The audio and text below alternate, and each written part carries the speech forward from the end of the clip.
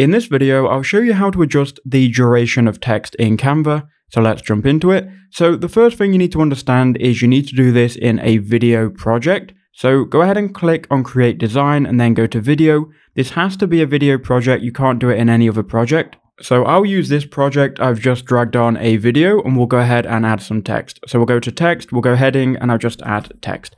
Now let's say we wanted to change the duration of this text. So how would we do that? So to do that, you need to right click on the text and make sure you're in the video project.